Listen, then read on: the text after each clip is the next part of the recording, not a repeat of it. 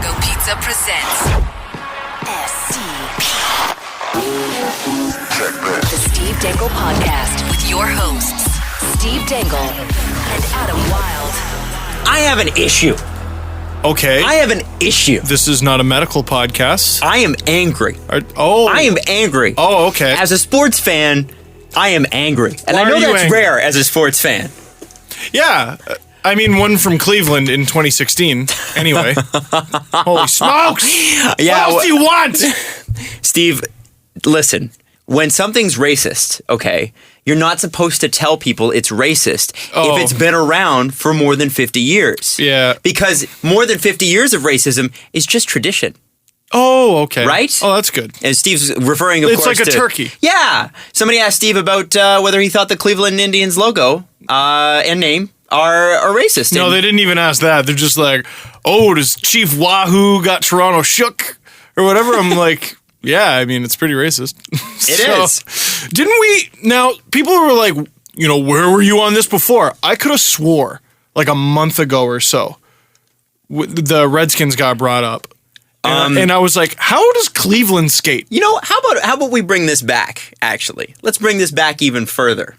Where were we on this before with Cleveland? Yeah. You know how far back we go with that? How far? To when I said, do you think it would be acceptable to call a team the Seattle Chinese people? Oh, that's right. And then young Jesse Blake sends us an article that is that's 2 or 3 years old, by the way. But Oh, no, I said valid. the article. You sent the article? I'm sorry. I thought it was it's an article where it has the San Francisco Chinese people and the New York Jews, and it's like, no, this isn't okay. Like, this is not okay. Yeah, well. So that was the thing we were talking about on breakfast television this morning, and people. But they won Game 3, so it's fine. So it's cool. So it's fine. It worked. Yep. Yeah. Well, and that was the funny thing was that even Deadspin was calling out the Indians. I hate saying that word. I'm going to stop. Calling out the baseball team from Cleveland because they were going to get rid of Chief Wahoo at the beginning of the season. They said that. The C was supposed to be their new main logo. Oh, but then, and then what was funny is I'm like, tonight they're going with their jersey that just says Indians across the front. Still bad, but I guess it gets rid of the caricature. Nope! Right front and center on the arm. Yep. I'm like, okay. And somebody tweeted us today while we were talking about this very thing on breakfast television. It is, listen, there's no two ways about it. This is racist, period. Period, end of story. If it looks like a Bugs Bunny character and it's not an animal, odds are not so good. I got a tweet from somebody who's normally a very nice person, who said, in caps, it's tradition, leave it alone. There are more important things to worry about. Sure there are. And I said, sure there are. And they said, and she said, you can't undo tradition. And I said, yes, in fact, you can. If you couldn't change tradition, we'd still be making human sacrifices to sun gods.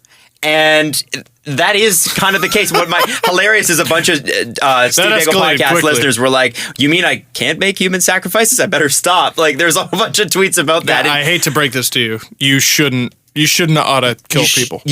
Probably not a good idea. But the fact of the matter is, I know that there's tradition. I get that. But that doesn't make the tradition okay. Yeah. And that's the long and short of it. I know that we're going to hear from people who are going to say, well, you Canadians have your Edmonton Eskimos team up there. To which I say, I agree. Yeah. They should also change. Yeah, and I got that tweet. I also got, well, what about the Fighting Irish? Guys, just freaking give your head a shake. Your team has a stupid name. It's okay. Someone will change it. Listen, just because other teams have racist names doesn't mean that your team isn't. Our kids, does that make sense? Our kids are going to be like, or maybe grandkids, but probably kids, are going to be like, wait, what did that team used to be called? For a bunch of different teams. So I remember the Bullets. I have an audio book of the Walt Disney story. Because I don't read, I listen to audiobooks. And because I don't think there's anything wrong with that. I don't think so. As long as you're you still get the dedicating story. your time to it. Yeah. You're still learning. So one of the things that they were talking about in it was just Kansas, 1920s, late 20s, early 30s. It's the Depression. They're working on stuff, whatever. And then they moved to California or whatever. And they're talking about some sort of thing that seemed a bit, they called it, or it was supposed to be Bush League, but they used the other term. Do we know what term we're talking about? No. Never heard this term? No. Okay, No. so in the pre-1950s, there was Major League Baseball, which was I guess there's the two leagues, NL, AL. Oh, and then There was the league where okay. white people didn't play. And they actually dropped that term in the book. And I was like, I almost drove off the road listening to that. Well, wasn't Walt Disney a known racist? Well, I don't think this was not a Walt Disney. That's impossible. He made cartoons that people loved, Jesse. Yeah. Well, that's like Henry Ford. Well, he's the founder of the Ford Motor Company, and he also published a book called The International Jew, the World's Foremost Problem. I'm not even kidding. What? Yeah, look that up. Seriously, Google that. Okay. That's a real book. It's funny. The book itself was not written by the Disney Corporation. It was done by somebody completely different. But the book is so old that was still an acceptable term. And that book cannot be more than 50 years old. So that was an acceptable term about 50 years ago when that book was published. I was about to say it couldn't be more than 100. Well, and it's an audiobook. I downloaded it from the iTunes store. That book is younger than the Cubs drought. Yes. Yeah. But I downloaded that from the iTunes store. You imagine. I wonder if the iTunes people even know that that's in there. Because if they did, I would think they would probably want to get in there and change that. Well, I don't know. Anyway, total tangent, but I just thought weird. Yeah, and we don't know the outcome of Game 4 at the time that you are listening. Yes. Yeah. Yeah. No, and sorry. listen, At the time we recorded. By the way, if at the time Jays you're lose listening, this has nothing to do with the fact that the Jays are not the better baseball team in this series, because they sure haven't been. No. Oh my God. They have 3 runs in 3 games. It's unacceptable. Cleveland has clearly been better. Cleveland's starting pitcher's hand started falling apart. Like, 2 outs into the game? Yeah. And, I mean, if you can't win that game, that's a gimme. That's well, not against the Cleveland bullpen, though. Well, the Cleveland bullpen is amazing. Yeah, but you got 9 innings of bullpen. Yeah. Yeah.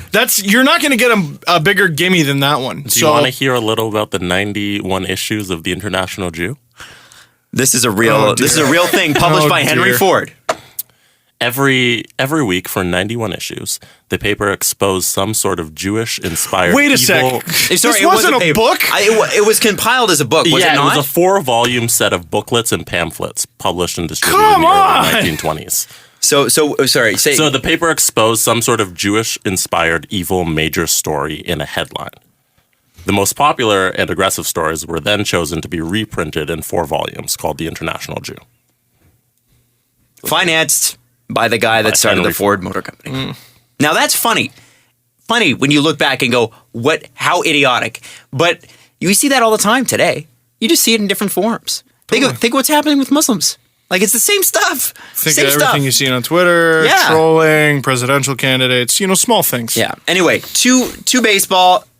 Just for all the Cleveland fans out there that might be listening to the show, and there are Cleveland fans that listen to this show. Lots. Your baseball team has been far superior to ours. Even if we win tonight, I would still say you have shut down one of the most potent offenses in the MLB. Although I think Cleveland's offense rated higher than the Jays. Well, and we kind of forgot in the euphoria of all the Jays had to do was win 4 games, They won 4 postseason games, and I think they ran the table the last 2 or 3 games of the season. So all they had to do was win those consecutive games, and we forgot that they were awful in September. Yeah, couldn't hit the ball. Have some serious holes. Josh Donaldson's injured. Like it's not good. I mean, Jay's pitching has given up 4 plus 2 plus 2, which is nothing.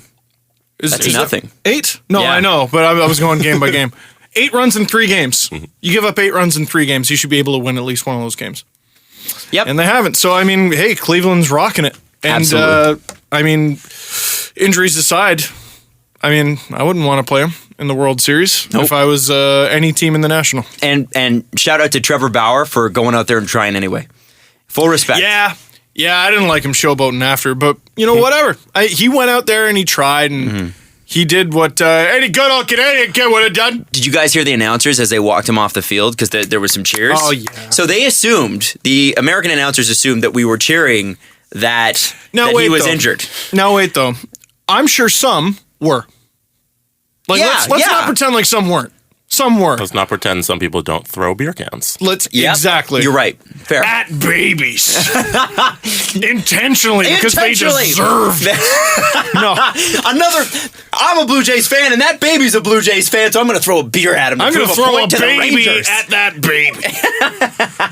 No, I mean, some were. Yeah. Were cheering for him to be hurt. Yeah. You know, for nefarious reasons and whatever. Well, but let's call this what it is, what this has been, okay? Because we live in our little NHL bubble. Mm-hmm. You know, we're used to getting flack from other Canadian teams, especially Canucks fans, and us go back and forth. Like, even when the teams are bad, Oilers fans, Calgary fans. Montreal Canadiens fans are relentless. Yeah. Alberta folks taking every chance they can to dump on Toronto and Ontario? You don't say. Oh, yeah, Sens fans. It seems like there's a rivalry with every Canadian team, right? You know why? Why? Jealousy. Well, no, it's because it's a healthy rivalry and it goes back further. No, I'm just trying to cause more crap. I know. It goes back. Jealous of what? Oh, Austin Matthews, that's what. Yeah. But, you know, it goes back a very long time, and it's the biggest sport, and yada, yada, yada. The Jays being good the last couple years, and the Raptors being good the last couple years, we've seen different trash talk. Trash talk we're not used to. And what I think this is a lot of Americans, all the Americans who listen to the show, mwah, love you, love you. But I love you. You're terrific people. We have many mutual friends. We're the best American fans ever. Make American fans great again. Yeah. No. But here's what I think it is. Canada likes to kind of thumb their nose and play the high and mighty card, the high horse card with Americans. And this is their chance to give it back. And anytime anything happens, anytime any Toronto fan does anything wrong, they cannot wait to throw it back. See? You guys are dicks too. Which is true. By the way, don't forget that you have to add "to" at the end of that sentence. Not, we're better than you. No. You guys are just we're idiots both as bad as each other. Yeah. That's how as bad. It is. It's funny, and you know what? I had to remember too. I saw a Bears fan get into a fight with a Jaguars fan. Everyone saw that video going around. Yeah. World star. I didn't start to judge Bears and Jaguars fans. I think, but all of Canada. I found it hilarious that they were fighting. They're both bottom-feeding teams. I know. And just also, go home. The other thing there is the Leafs.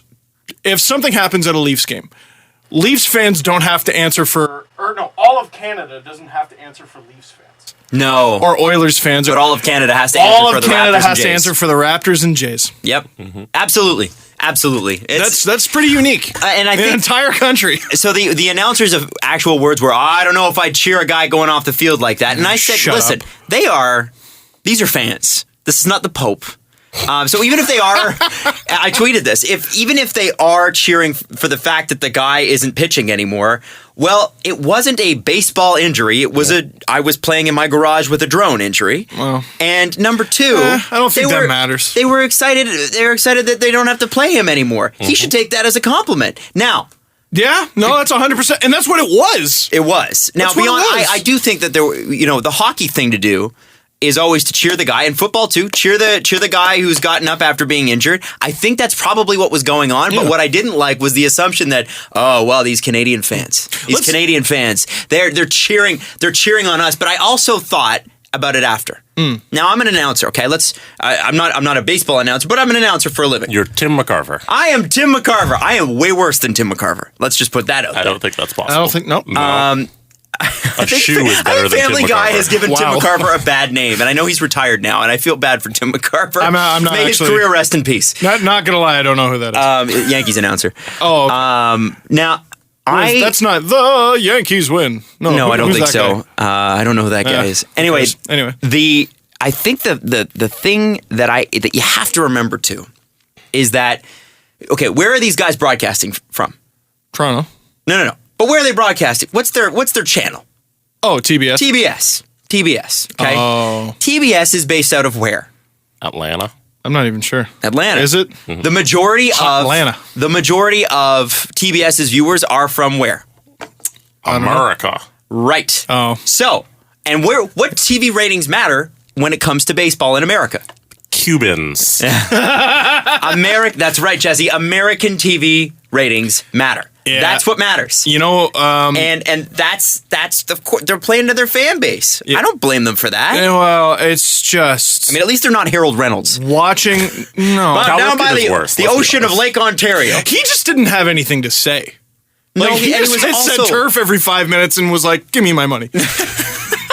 You know, the turf. We get it. He just It's didn't even bouncy. bother. Holy He didn't- crap. He didn't even care. It was like, I don't really care about this. It's kind of weird that we're here. Yeah. The Jays, wow.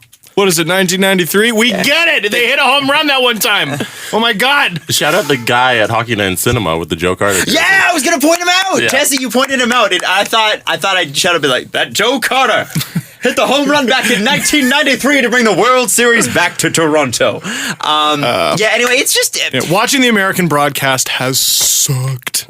Sucked. But it didn't suck as much as it sucked last year. I'll give this crew a lot Still more credit sucked. than they gave the pitch last tracker year. doesn't even work. That thing is shocking.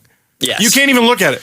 Maybe the umpire is a little off. Well, Yes. and if I There can have say been a few anything, real bad ones. if the umping has been off, the umping has been off on both sides. Yes. Oh, yeah. And that's what been everybody shocking. missed about the Jose quote. Oh, is that what he said? There's circumstances against both teams, and everybody took that. He just said there were circumstances. Yeah. Yeah. Which, sometimes there's taking a quote and, making something out of nothing.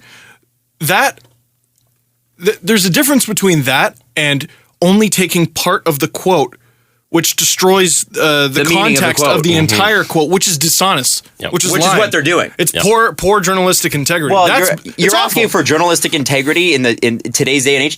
Journalism hasn't been this bad since the turn of the 19th century. Like it is so Since before it the is- printing press.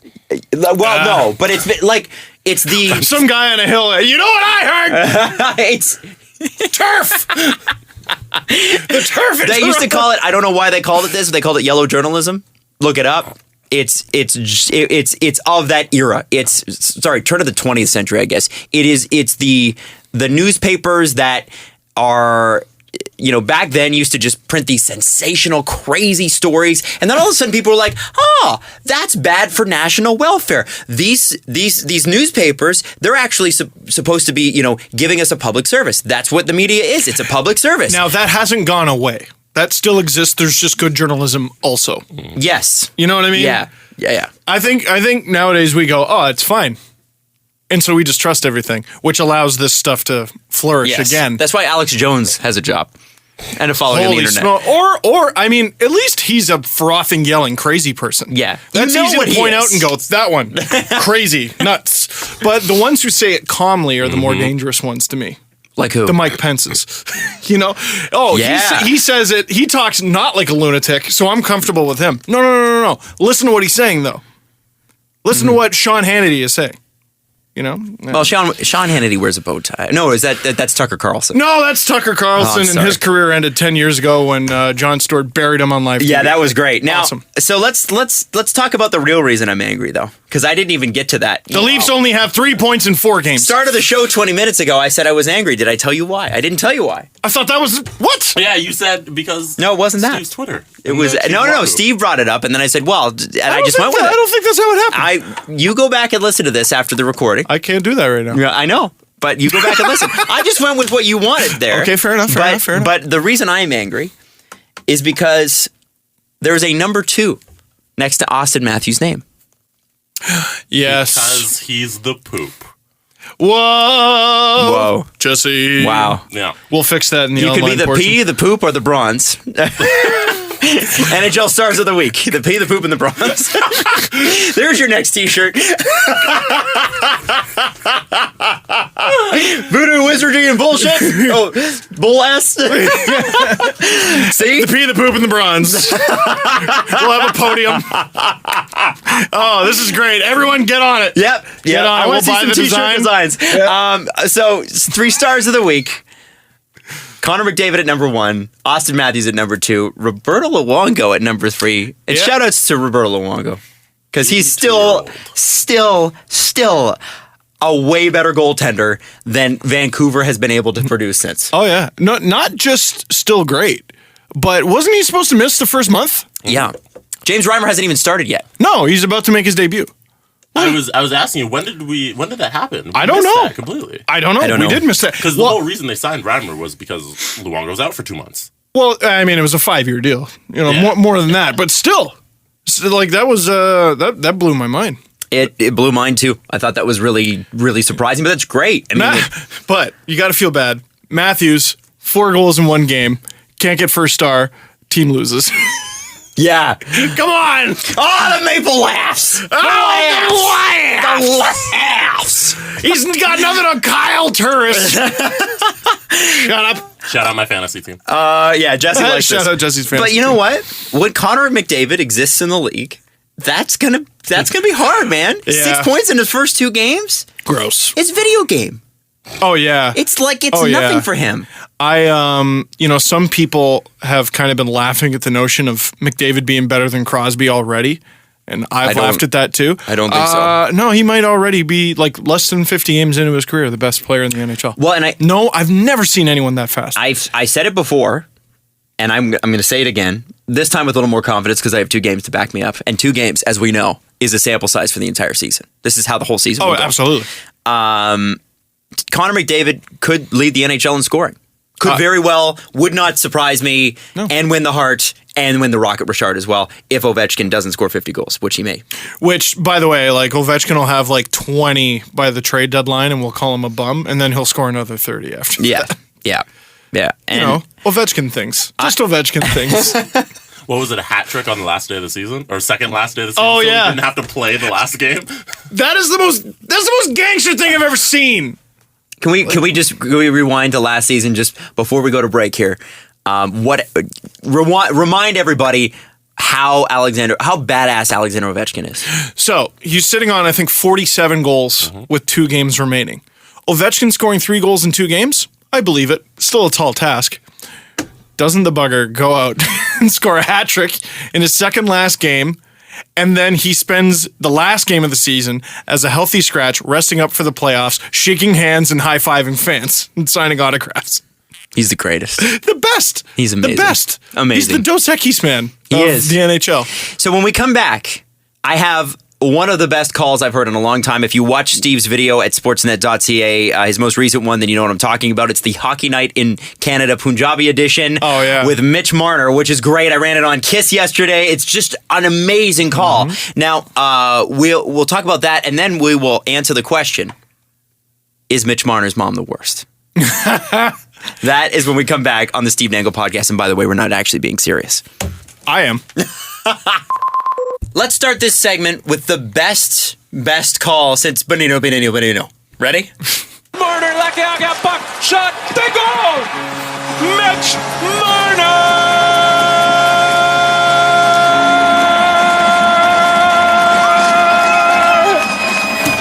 ਆਪਣੇ ਕਿੱਤੇ ਦਾ ਸਭ ਤੋਂ ਪਹਿਲਾ ਗੋਲ ਮਹੱਤਵਪੂਰਨ ਗੋਲ It gets even more excited than this. ਨਾਲ ਬਣਾਇਆ ਫਤੀਲੇ ਢੰਗ ਨਾਲ ਮਿਚਲ ਮਾਰਨਰ ਉਹ ਪਹਿਲਾਂ ਦੇਖਿਓ ਪਾਸ ਕਿੱਦਾਂ ਲਿਆ ਦੇਖ ਲਓ ਪਾਸ ਅੱਗੇ ਆਇਆ ਲੱਤਾਂ ਦੇ ਵਿਚਾਲੇ ਕੱਢ ਕੇ ਪੱਕ ਨਿਸ਼ਾਨਾ ਮਾਰਿਆ ਉਸ ਪੋਸਟ ਤੋਂ ਲਾ ਕੇ ਦਾ ਅੰਦਰ ਗਿਆ ਕਮਾਲ ਦੀ ਖੇਡ ਮਿਚਲ Marner the Okay, now the best part about that is he gets more excited watching the replay as it goes. Well, no, those are 2 guys. Yeah. Oh, yeah. So he goes nuts. Yeah. His partner goes nuts.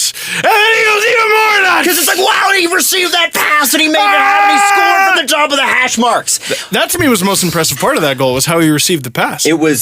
That was awesome. And you know what was cool is that we did our Hockey Night in Cinema event, which we'll obviously talk about a little bit more off the air. But being in a room with 300 Leaf fans, mostly Leaf fans, and watching the difference between last year and this year, I mean, the team's so much better. It's not close. And the excitement in the air just from the people that listen to this show was unbelievable. And that goal especially was like, the room exploded. And that is such a new feeling again. And it's not just that goal. It's every shift I find. Jesse was starting to make fun of me, more than halfway through the game. Every time Zach Hyman touches the ice, go Zach! Get him, Zach! Look at him! Relentless! That kid is the hardest worker I've seen on the Leafs since I was a kid. since like Gary Roberts. And how many games into his career is he? He has his NHL career. This thing where it's like if someone else has the puck, that's a real problem for him. And he legitimately takes issue with that, and he's going to be all over you until you give up the puck, and then he won't give it back. And so here are your options: go into a puck battle with him, which is so unpleasant, or double team him, or in some cases triple team him. Now here's the problem with doing that: his line mates are Austin Matthews and William Nylander. It's awesome. Oh, I love this guy. Jesse, can you bring up the Leaf stats just for me for just a little down the road here? Yeah, it is. It's amazing to watch, and unfortunately, Mitch Marner's mom missed it. Oh, missed his goal. Now she had to step out and go to the bathroom, and so the story goes. She was talking to Chris Simpson in the stands, and the story goes, I guess, that she was washing her hands. She heard a roar from the crowd, and then she heard the announcer say, and his first NHL goal, number 16, Mitch Marner, and his first NHL goal, and right then she's thinking, okay, that could be a lot of guys on this team. Yeah, so Connor Brown again. No, can't be him. No. Connor Carrick again. No. Nikita. No. Oh. Matthew. Nope, screwed that up. Oh no. Yeah. Oh, it was my son. Yeah. Now you gotta feel for her. But what was hilarious was her reaction. The funniest thing, she thought. She thought it was the funniest thing in the world. Laughing it up. Why do you think that she thought maybe it was the funniest thing in the world, Steve? Well, because she had to tell national television that she was in the bathroom. Also, it's her son. And her son happens to be Mitch Marner. She's going to see so many more. Oh, I missed a Mitch Marner goal. It's like missing a friend saying the word the. It's like, it's going to happen again. And overshadowed by the fact that Austin Matthews rightly overshadowed him in the first game. Overshadowed by Matthews' performance was the fact that Mitch Marner could have easily had 4 himself. That wasn't even his best shift of the game against the Bruins. No. He had this Harlem Globetrotters just, again, rabid, just on the puck. They don't give up on the puck. There's something about this team and their momentum. And it's not just... Which is hilarious to say, by the way, because they're 1-0-1. Yeah. No. Sorry.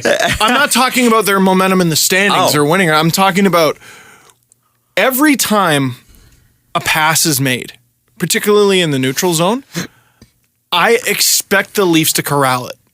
Whereas so many times last year it would get away from them, they'd maybe go offside, they'd have to chip it in for a dump in. No, they're receiving passes so much better. Mm-hmm. And I don't think that's a change in anything they're doing coaching wise. I think it's their ability.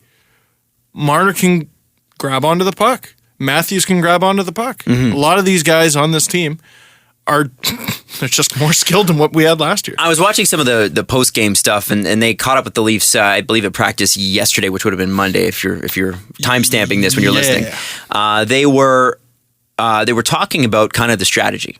The strategy is this, and Mike pass Babcock, it to Matthews. Pass it to Matthews. No, when you're up 3-1, the whole goal of the rest of the game is to not give up the puck. Mike Babcock's thing is there is literally no excuse for a turnover. He said, if you're trying to make an offensive play and you take a bit of a risk and you lose the puck, okay. Yeah, if you're down. If you're down. But even then, he was like, if you see an opportunity and it doesn't work out and you turn over the puck, fine. But it's the carelessness with the puck that that's always the knock against young players coming into this league.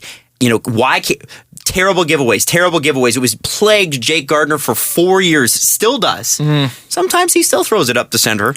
Yeah, and Morgan Riley. Morgan Riley does it too. Martinson did it a couple times last year. It's going to happen. But with Gardiner, it's like Brian McCabe syndrome. Every time he does it, there's a spotlight on it for some reason. Yes. Because it's Jake Gardiner, and that's his rep for some unfairly or fairly. There's this lunatic who makes YouTube videos who likes to yell and scream about it every time it happens. Yeah, I hate those guys. Yeah. Those YouTubers, their mom's basements. Yeah. I think the thing that is amazing is that's a very simple concept. Isn't it? You'd think so. There are many complex ways to go about it, but really at the end of the day, if your job is to not turn over the puck, then if that's in the back of your mind, you go, okay, so I'm going to make smart plays. And as a hockey player at that level, how to make a smart play. Mm-hmm. You really do. Like, and all you yeah, need. that's true. You just don't. You either do or don't. Yeah. And I think a lot of young players, especially the good ones, as if Mitch Marner doesn't know how to do that. He does. You know what I mean? As if the best young players in the NHL don't know how to do that. They just do or don't. Yeah, and what I love about it is it shows that there's buy-in in the system, which you need, and B, it kind of shows maturity in going, okay, well, this is this game. It's about winning on this team and about winning under these circumstances, and that's what it's about, and that's it. That's all. And great coaches, just like great managers in your job, take things and they simplify them. Like my boss right now, really great at taking things that I have overthought and overcomplicated and going, it's just this. It's pretty easy. And I mean, it takes the load off of players. I think what we see a lot of the time in the NHL is these young guys coming in and they try to do everything. And they feel like they have to do everything. And everything that they did in junior that, oh, you drafted me for this reason and you're paying me $925 grand plus bonuses and I got to do all this stuff. Prime example, first few years of his career, Nazem Kadri. Bingo. You want to talk about, if you let him play goalie, I think he would have. Like, he wanted to do everything. Because he kind of had to, actually. Yeah, it's not like he was surrounded by. Like, the amount of times, he even did this on the Marlies, the amount of times he skated into 1-on-3s and got stripped of the puck, it drove you nuts. But what was crazy is, 1 or 2 times out of 10, he'd pull it off. He had the skill, but if only he simplified. But he wasn't good enough to make the 2008 Leafs. No. Or the 2009 Leafs or whatever it was. 2009 or the 10. 2010 ones. That was It was both of them. I'm pretty sure. Yeah, it was... good old Ron Wilson. Yeah, but had to have those growing pains, I guess. Sure. I just think it's great. It was just cool. It was a cool 20-second clip of Mike Babcock going, yeah, it's real simple. Yeah, it's real simple. You get the opportunity to close it out, you got to do it. Mm-hmm. And that's going to be the main thing is keep it simple, straightforward. This team has a very dangerous offense, and we haven't even seen, we saw a goal from McCulloch. Mm-hmm. We saw a goal from Van Riemsdyk. That was a good one. A really sick backhand. He does it every now and then. We haven't seen much from Kadri. We haven't seen much from Bozak. And Bozak for a while last year was... he goes hot and cold. He does. Yeah. He goes real hot, real cold. Yeah. It's good. Just saying. It's really good. It's a great start. It's a Komarov. What's he been up to? Yeah, and he scored 7 goals in the first, or 4 goals in the first 7 games, as we found out last episode. Yeah. Where you at, Leo? What's he been up to? Hey, I don't care. If he ends the season with 5 goals and the Leafs have a playoff spot, good for you. Yep. Good for you. Good for you, Leo. So here's something that's really bugging me, and I want to bring this up, and it has to do with the Leafs. So we have all this positive Leaf news, and it's really great. You know what I can't stand right now? My face. My hair. I'm going to bring up a couple names. Okay? Steve Dangle. Saturday night, we have a great game, right? We got Hockey Night in Cinema with Panago Pizza. It was amazing, right? Great game, 4-1. Throttled the Bruins. Yes, Bergeron was not in the lineup. Don't care. As you said, Don't care. Last time we checked, it still counts. Still counts. Mm-hmm. So, especially for a team like Boston, which is supposed to be a bubble team anyway, every point's going to count. Oh, big time. Big time. 2 names I want to bring up, which almost wrecked my night. Richard Panik and Joe Colborne. Oh, yeah. I heard about that one. I kind of forgot what happened, though. So Richard Panik scored 3 goals. That's called a hat trick. Joe Colborne, 3 goals. Oh, come on. Really? Yeah. Jeez. Now, here's the thing that bothers me. It's not that those guys were given away for basically nothing. I think we got a 4th for Colborne, and really, because that's what it is for me. I think we got a Gatorade for Panik. Okay, I think that was basically. I think it was a worse. Jeremy Morin. Here's the problem. I can't stand the now very cynical, pessimistic Leafs blogger line, which is, oh, we gave those guys away for nothing. Oh. Those guys were given away for basically nothing. I understand, and I understood that storyline when the Leafs had Dave Nonis and were making bad deals regularly. But if you look at the Leafs since, and I believe this regime gave up Richard Panik for nothing. It was Jeremy Morin, who the Leafs then traded in that Sharks deal, who then I think never played for the Sharks and got released. Jeremy Morin's a very mysterious prospect. Yeah. He was supposed to have which it Sharks all. deal? Was it the Reimer deal. The Reimer deal. And, it was the Reimer deal. It wasn't the Polak deal? No, but if you lump it in with the Polak deal, it's all the same thing. All the same. Okay. Yeah. So here's the thing. And people are saying, hey, Richard Panik, he's playing on the first line in Chicago. Which he was last year, by the way. Yeah. Mm-hmm. And nobody mentioned anything. He played 30 games for the Blackhawks last year. Mm-hmm. Do you know how many points Richard Panik had last year? I don't know. How many? 15. Jesse, in 30. I already know. He had 8 points last year. Really? In 30 games. In 30 games. 6 goals, 2 assists. Do you think those are Richard Panik numbers, by the way. He's going to score more than he assists. Do you think that the Chicago Blackhawks are jacked that Richard Panik has to be on a line with Jonathan Toews? I think he's a little jacked. Do you think the Blackhawks are? I think they have no choice because they have a cheap guy. Bingo. There it is. Bingo. He's their Brian Rust. Thank you. He's their Connor Sheary. Thank you. Okay, here's the Leafs, okay? Okay. You got to take out one of... You want Panik back? Great. Okay, take out one of Komarov, Marner, Nylander, or Connor Brown. Would you swap Komarov for Panik right now? No. No? Komarov's a better player. Yeah. Far better. Overall. I don't think Panik is. I don't think there's anything about Panik that I'm like. He's fine. He's fine. He's I'm just bummed fine. they lost him. He's just fine. Yeah, it's not good. It's never good when you lose a NHL quality player, which I think he is, for nothing. However, it's going to happen sometimes, and Chicago is putting him in a position that the Leafs would not. He wouldn't even make the Leafs. Let's be frank. He wouldn't even have made the team. He's a bubble player. Guys, if Brooks Lake and Colin Greening didn't make the team, Richard Panik is not on the Leafs. The Blackhawks have 5 rookies playing for them this year. 5 guys made their debut on the same night against St. Louis.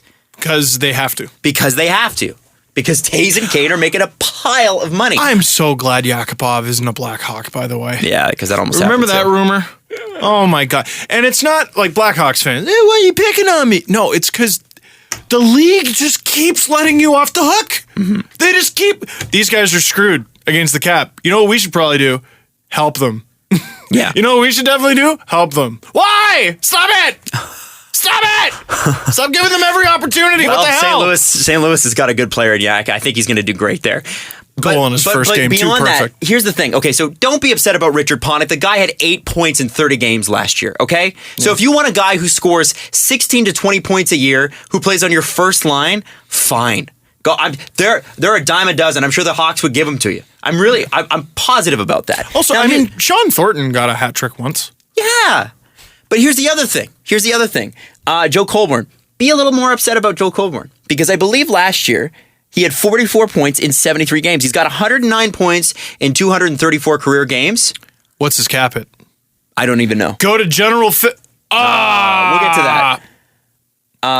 But the point about Joe is that Joe was not given away under the current regime. Yeah, he was given away for So if you're upset about Joe being given away, well, of course, there was a lot of players given away under the Dave Notice in the Dave Notice year and a half. It was bad. It was really 2.5. 2.5. That's not bad. 44 points for 2.5. But what would he be on the Leafs? What would he be on the Leafs? Who are your centers? You got. I think he'd probably replace Kadri, Bozak. I think he'd get Matthews. rid of Bozak for him. He scores like Bozak and he's half the price. You can't. You Yeah. can't. Like, I'm sure they would have already. So you got Kadri, Bozak, Matthews. I guess you get rid of Holland. But by the way, Holland is making 1 point something. Colburn's making 2.5. You want your bottom line center making 2.5. Yeah. Well, and that's beyond. He's something on Calgary that he can't be on Toronto. I guess it's just this. This is my rant is small. It doesn't need to go on this long. My point is this. We don't need to point out every single time a former Leaf does something okay. Especially when it's Richard freaking Panik. Who will by the way, never do this again. He'll never do this again. The Leafs spent, just years, blood, sweat, and tears, drafting and developing him and watching. Oh, wait, no, they claimed him off waivers from Tampa Bay. Who he couldn't make, by the way. So, hey, good on him. I'm glad he's found a spot. He's found a spot in the NHL. on a team that needs a cheap goal-scoring winger. I just think it's an not creative storyline, and I don't want you to fall for it. And I think we can be better than that. I think the blogging community can be better than that. And I'm calling them out. I think it can be better than that. It's not a good storyline. It's not. Devil's advocate, though, for a solid year, we talked about how the Leafs management could do no wrong. Super geniuses, Wile E. Coyote. You know what? They're not going to bat 1,000. No, they're going to miss. Yeah. On a few. I'm just saying they didn't miss on Richard Panik. Hey, you know what? You know what doesn't get flack? So the Mikhail Grabowski trade a few years ago, right? Mm-hmm. Leafs trade, I think it was a 2nd-round pick and a 5th-round pick. Asterisk on that for those of you who know exactly what I'm talking about. Now, Grabowski was fine. Mm-hmm. They bought him out. His career's kind of gone off the rails. Probably concussion problems or whatever. Didn't look great. The 2nd-round pick that the Leafs gave to Montreal, they turned that into Robert Lang. All right, whatever. The 5th, who the Leafs drafted and then flipped very shortly after they drafted them, was Greg Pateryn, who's on the Habs right now. Right-handed shot defenseman, playing well. Mm-hmm. That sucks. But again, this is all done by a previous management group. But again, take out one of the 3 right-handed D they got. Yeah, right. I'm just saying, man. It's something I want to see not happen anymore. I get you'll see it less and less as they succeed. Yes, exactly. But they have to succeed. Well, yeah, and I think people have to get their clicks in too. I just feel like it's a lazy storyline at best. Lazy when you're talking about Richard Panik. If you're talking about the fact that the Leafs almost had Roberto Luongo, well. Yeah. I get that. Devil's advocate, though, Cam Charron used to be the managing editor of the LeafsNation.com. He's now in analytics. He's now on the analytics, in the analytics department for the Toronto Maple Leafs. And a great writer. He was a great analytics analyst. Mind. He was. Mind. He is. A great managing editor. He was not. And I'm sure he would tell you that. And I wasn't great either as managing editor. I think I'm a good content contributor, but I think it was something small with the Marlies happened one time, or like the Leafs signed like a guy who was a minor leaguer or whatever. And I was like, all right, who's going to write about this? And Cam just kind of goes, why would we write about that? Who cares? Well, who cares? We write a Leafs blog. This is a Leafs blog. Leafs fans care. It's not going to get the same amount of hits as, holy crap, they traded Phil Kessel. But it's going to get something. Mm-hmm. Throw it up there. So if there's something to write about, even if it's small and even if it's reaching a little bit, yeah. You got to kind of do it. Fair enough. You got to write it. You know what? Fair enough, Steve Dangle. Let's talk about some great news. General Fanager is gone. What? And that's terrible news, except when you've met Tom directly and you know that Tom is going to Vegas, baby! Woo! No, Congratulations, Tom. We don't know if he's moving there yet. No, we don't. But he's going to go work. Should, yeah. He will probably be the capologist for Vegas. We don't. Yeah. Do we know the specific position? Because I haven't seen anything. I think it was. All I know is he was hired. Hockey operations something or other. That's pretty flippin' cool. Yeah, that's amazing. Dedicated his time. And really, how long has General Fanager been around? A year and a half? We highlighted it on Hockey Night in Canada. I think it was May 2015. Like a little over a year ago. Less than a year and a half ago. Wow. Gross. And, by the way, you know why he started that website? Oh, but just because, he is an amazing website developer. Nope. Taught himself how to code. He made that site to teach himself how to code. And then put up tutorials on how to understand the cap. YouTube video tutorials on how to understand the cap. I wonder if those videos are still up. I hope they are. Because the website's down, but the YouTube channel, is that up? I hope they're still up because those are really useful. There's no reason to take those down. Oh, there's plenty of reason to take those down. Is there? If Las Vegas buys him, they get everything, right? Yeah, no, that's right. That's true. So what? They must have given him a good deal, too, because he just signed on with the Nation Network to have General Fanager be a part of that. Which, by the way, I haven't spoken to anyone at the Nation Network. That's got to hurt. That's got to hurt a lot. The videos are still up. Thank God. Hey, As of right. Can we rip them off? Can we let's take copies of those. like just for our own Yeah, personal. for my own personal. I mean that. I don't mean rip them off as in post our own. I mean like take those videos and save them. Do we have a VCR? Can we record on that? Because they're very, very Beta. important. We have a I think I beta. have a little project for tonight. I think you have a little project for as soon as the show is done.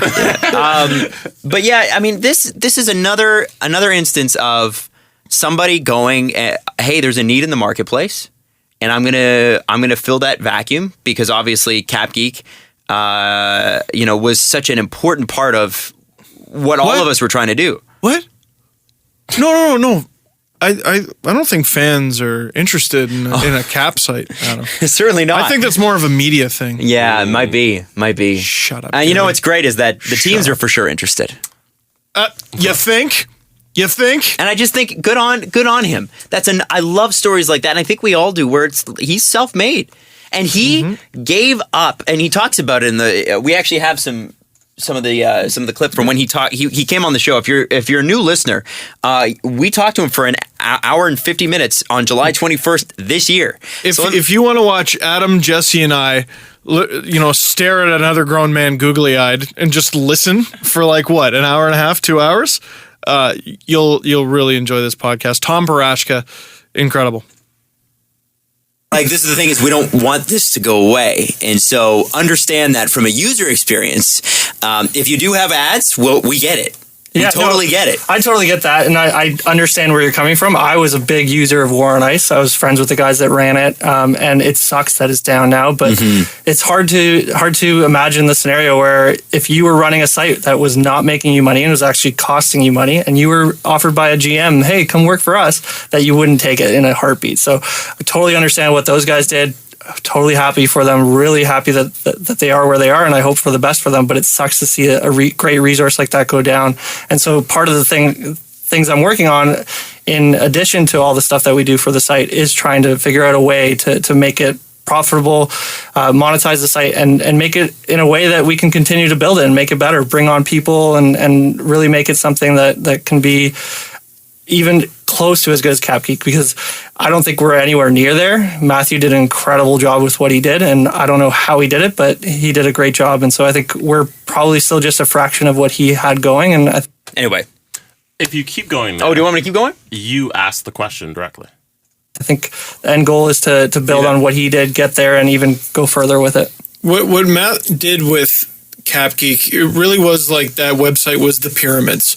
And all this time has passed, and we're still trying to figure out how he made it. Yeah. And now he's not here to tell us either, right? And yeah, it's a real shame. But you mentioned and you mentioned other people.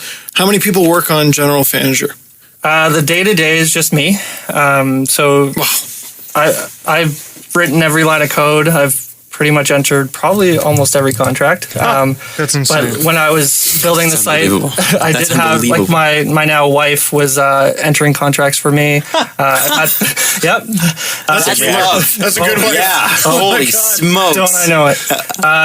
I mean, my parents have helped. They try to find the time. They try to help support in any way they can. Everybody tries to help, and I've had friends, and during peak periods, anybody that is always willing to come help. So I've got a lot of friends coming down to help with free agency and with the draft.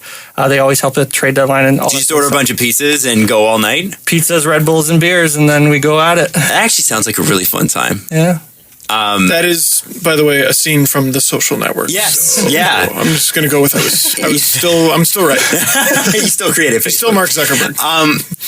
Are you the next capologist to get hired by an NHL team? I don't think that's the end goal. Does it? Well, I don't know if it's your end goal, Yeah. but what if a team calls you tomorrow and says, Here's $200,000, work for us. What if? Yeah, I think that's probably unrealistic, for one. And for two, I don't think it'd be really hard to do that. I love the site. Like I said, it's my baby, and it would be really hard to jump into something completely different when I've made this such a lifestyle for myself. And it'd be hard to kind of let go of the site without really fulfilling what I think it can become. And So they must have paid him more than $200,000 then, obviously, because that's what that sounds Sorry, like to that was me. kind of long, but I wanted to get all. No, I'm glad we did. But we got to wrap here quickly. Well, sure. I wonder, because Extra Skater was, to me, the best analytics site there was, or fancy stat site there was, and the Leafs bought it. Now, to my knowledge, it's alive. It exists. Only for the Leafs. They still get to use it. I would bet that General Fanager is alive and well in another dimension, only in Vegas. On the dark net. On the dark net. And they're the only ones who get They're to selling use it. arms to nefarious characters. Yes, hey man, let me get some of those cap hits. So congratulations, Tom. We love you, man. It was so great that you had this happen for you, and so well deserved. And I hope you get to move to Vegas because the climate sure is nicer. But he didn't want it. He said he didn't want to do it. Well, he couldn't give it up. Maybe he's just doing them a favor. Yeah, totally. The Las Vegas, I think they're going to be the Las Vegas Wildcats. So it wasn't just the cap management. Chris Johnson reported that one of the great things about GeneralFanager.com, they were always adding features. One, they did a mock expansion draft. That team is going to be built through the expansion draft. So don't you wish you had a screen cap of the mock expansion draft now? I wish I knew what he wrote. Someone must have it. I hope so. Anyway, we got to go on Steve Dangle podcast. On the Steve Dangle podcast, that is. Podcast is brought to you by Fanagambe Pizza. It's what's on the inside that counts. Now, in the download section of this show, we're going to talk a little bit about Phil Kessel. In fact, we're going to start with 2 minutes in Phil Kessel heaven. Oh, Phillium. Yes, and also obviously Hockey Night in Cinema, and some of the best hockey jerseys we've ever seen came out yesterday. Plus, Jesse's got something on Tim Tebow. Oh, so lots of stuff in the download section. It's not enough about him. Yeah, really. But thanks so much for listening on Sportsnet 590 The Fan, and we will see you at sportsnet.ca. You guys ready for 2 minutes in Phil Kessel heaven? I'm ready for the online portion, and since we're here, General Fanager is gone. Fuck! Yeah, it really sucks. But here's Phil Kessel. I just had to get that out. 2 minutes of Phil for you. Oh, actually, before we get to 2 minutes, 2 minutes of Phil. No, I'm sorry. You know what we forgot to mention? NHLnumbers.com still exists. Oh, yes. Capfriendly.com still exists. They're just different than General Fanager. You'll have to get used to them for the time being, but they're about to get a big boost in traffic, which good for will them. Hopefully help the sites. All the information is accurate as far as I know. Don't worry. Your information's still there. In 1 year, somebody will sign them, and the sites will be gone. But hey, hockey Twitter is like that dragon where you cut off its head and two grow back. I forget the name Question of it. for you. We had a couple people ask us how you would go about even beginning to start that. Do you have any idea how you'd do that? No. Okay. I mean, you would start with a site, right? Yeah. You would start with the skeleton, which is the site, and the information, which is the meat. So I guess, I don't know, you throw those two things together, right? I have not made a site. Yeah. I have no idea. I just wondered if you had any insights into that, because that is a monumental task. Hey, people have done it. People have. Can be done. All right, Phil Kessel, 2 minutes. Sometimes, hockey players have to adapt to new environments, ones in which success is measured a little differently. Everyone's seen this video. Social I media haven't wheel. yet. This is the worst one for sure. This is Phil Kessel, everyone. Oh no. Two truths and one lie. You tell us two truths about you and one lie. Oh, that's the easiest one. There should be things that people don't like. They want to be able to tell which ones are true and which ones are lies. Oh, you got me thinking. This guy's loving this. Yeah. This guy. Yeah. Obviously. Been up since 6:30. I'm tired now. Let me look. It's good. That one's not good. Nah. He's looking at pictures of himself. Let's take a couple more. My hair's so bad, man.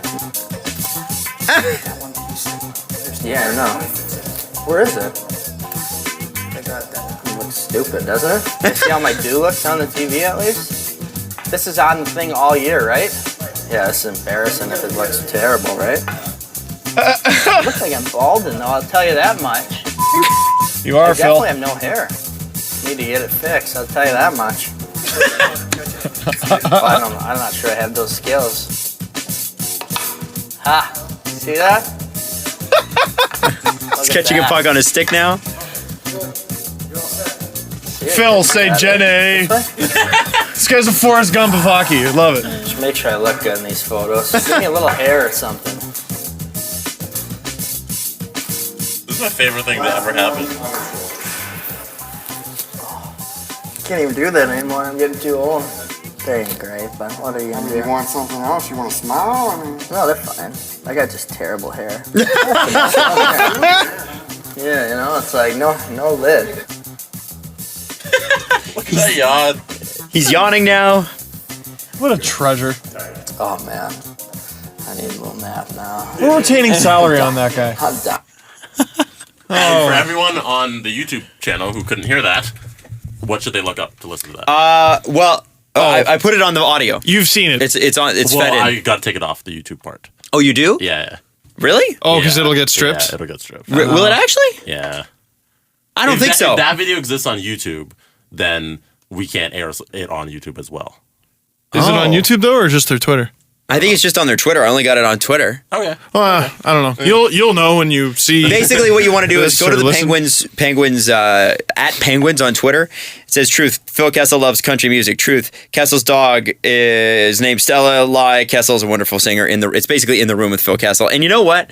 Honestly, I think it's just you got to watch it because he's just a goofy dude, man. I have $1 million idea right now. Okay. All right. An idea for a series. Just Okay. the Penguins, okay? An Idiot Abroad Penguins version. Phil Kessel is hockey's Carl Pilkington. Isn't he? He even kind of looks like him. Just a little bit. Yep. He looks like an athletic version of him. Now, who is the Penguins' Ricky Gervais? And who is their Stephen Merchant? I like that. We need 2 hosts. Wow. Sid? 2 Plain, maybe. 2 Plain? We need Crystal 2 Tang? people who will, maybe. We need 2 Penguins who will enjoy torturing their friend. Well, Marc-Andre Fleury has got Flower he's got a great sense of humor, but I don't know if he'd enjoy torturing Phil. Trevor Daley? Maybe. I don't know. I don't know the personalities that well. Penguins fans, get at me about that. Get at me about that because I would love to just hand Kessel things and be like, what do you think of that? what are your thoughts on that? Seriously, just like Carl Pilkington, just put him into all these situations. Phil Kessel rides a horse. Yeah. Phil Kessel goes grocery shopping. That's all you need is Phil Kessel does blank. It's like that Twitter account, Kanye doing stuff or Kanye doing things, and it's just like, here's Kanye grocery shopping, here's Kanye eating ice cream. Hey, Kessel, here's a set of Connects. Make a car. Wow. Make a car out of Connects. Wow. I like that. Make a Lego castle. Is that mean, Steve? No, I don't think it is. I think there are people that are fascinating. There are people that are I think Phil Kessel's fascinating. It's just all the things he would say, like, what's this guy? Who's this guy? Like, him just awkwardly motioning to the cameraman every single episode. God, I miss him. Me too. And we never got to see that side of him. No, the because Penguins are doing a fantastic job. No, yeah, you know what? Very true. I mean, he can afford to have some fun now because they're not losing. That is very true. You know what I wanted to get the Leafs to agree to was have an episode of Nazem Kadri Bob Ross with Nazem Kadri drawing. That's a tough ask when your team is in last place. Yeah. Yeah. I'm working on it though. I'm working on a couple ideas. Cool. It's easy when you're the Stanley Cup champion. Hockey night in cinema. What about it? Let's talk about it. I mean, Horrible. First off, I guess we shouldn't just Garbage. We're never doing it again. Not only did we have this great event, obviously with Panago Pizza, but we also we did the Marlies game before that, and we went to the game, had the fullest section in the house. So thank you to the Dangle Navy who showed up for it. And then we got to jump on the ice afterwards and go for a skate. And I got to wobble around. It's pretty cool skating on Ricoh Center ice, huh? Yeah. Yeah. Can't believe how white the ice is. It's clean. Well, because they Zamboni'd it for us very courteously. They did, but when you're playing hockey in like a normal arena, the ice turns a bit yellow.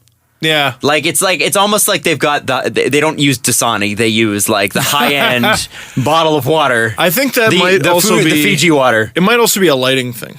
Mm-hmm. Could be, and maybe it's just new paint. Because they paint underneath, right? That's true. So That's true. it might be just new paint, and they paint it every year. Toronto's blessed with some real good ice. You know what I discovered? What? Adam Wilde is a very good skater. He's a great skater. I could have told you that. Adam's a great hockey player. He played at a high level. I was never a great hockey player. A later age than most. I was too busy in the mines in Scarborough. I was never a great hockey player. I could skate. Adam doesn't think so because we grew up in a community of real good hockey players, which is part of the reason I didn't pick it up. My parents gave me the option when I was a little later on, but I'm like, I can barely skate, and like all my friends play rep, which I'm sure you did. Mm-hmm. Yep, rep. there you go. Along with everybody else. Wayne Simmons, I'm sure. No, I never. Yeah, no. Wayne the Stewart was brothers. Who? Anthony Stewart and Chris Stewart. They were Or are they a little around. older? They were all like, listen, the guys that made the NHL were 10,000 miles ahead of the rest of us. And like, I mean that. Like Wayne Simmons used to, as I've said many times on this show before, Wayne Simmons, it was like he wasn't even trying.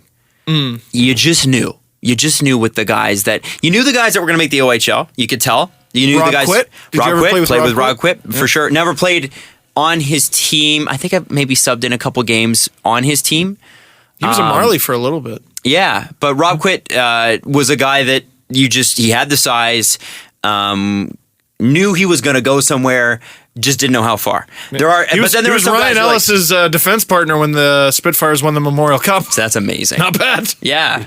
There are just some guys you just know. And Wayne Simmons was a guy. You just knew. You just knew. And I remember watching him in the World Juniors and being able to message him on Facebook and be like, hey man, congratulations on the World Juniors. That's really cool. It probably wasn't even marked as red. Yeah, it was like, well, no, I mean, it was Facebook 10 years ago when you had to be in university to get it. Oh, wow. Yeah. So anyway, pretty neat. Hockey Night Cinema itself, I think the coolest part to start was the fact that Steve's mom was texting him going, hey, there's this huge lineup out front. That was ridiculous, man. Yeah, it was really cool. And I think getting in there and obviously when we got to, we've done a couple of these before. We did one in Ottawa last year, one in Toronto. We'd never seen a Leafs win. We'd seen a loss and an overtime loss. Yeah. And the overtime loss was sort of close, but it was a bad game for Montreal, I think. It was Montreal, wasn't it? Yeah, and then Ottawa versus Ottawa, it was like Ottawa shit kicked us. Like it was just what was it, 4-1, 4-0? Yeah, it was over in the first period. And they just strapped all four limbs of Garrett Sparks to the post. Have at him. Good luck.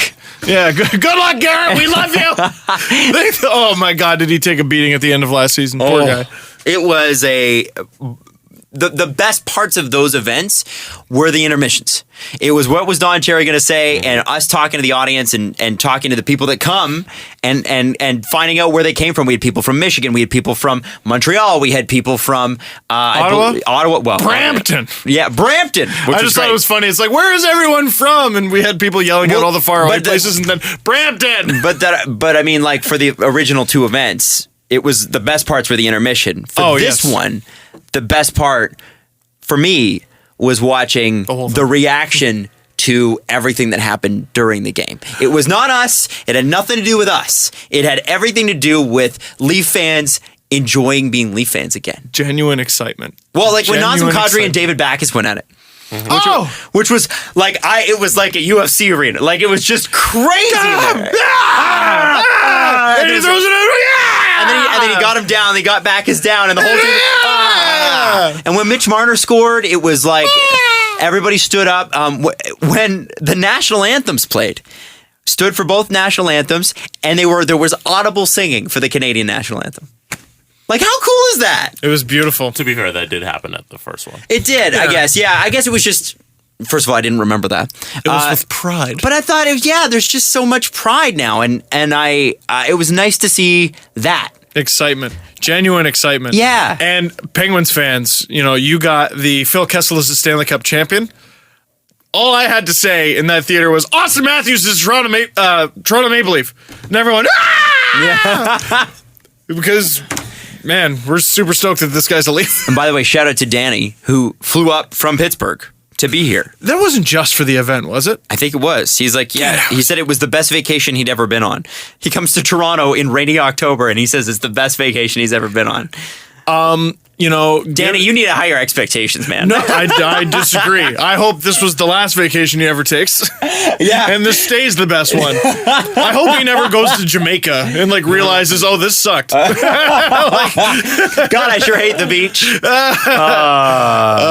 Man, it was that was a really fun time. Special listeners, eh? Yeah. And viewers, and it's just cool. And so many people I was seeing for the second or third or fourth time. Mm-hmm. And the special gifts, like a Jonathan Bernier poster. Thank you very much for that. One of the funniest parts of the night is one of the guys comes up to Steve and he's like, "I hear James Reimer's your favorite player," and Steve goes, "Well, yeah." I forgot about this. Steve goes, "Yeah," and then he's like, "Well." And he takes off his James Reimer jersey, pretends to hand it to Steve and swipes it. He's like, "Nope." Right? He goes, "You can get one at Real Sports." Yeah. Beautiful. So but most people had left by that point, I think. Yes. Yeah. It was the end of the game. Well, we just the wanted line of the night and no one saw it. We just want to say thank you to everybody that came to either the Marlies or Hockey Night in Cinema. To everybody that couldn't make it in. There's plenty who did both. And anybody that couldn't make it into Hockey Night in Cinema, don't worry, there's going to be more.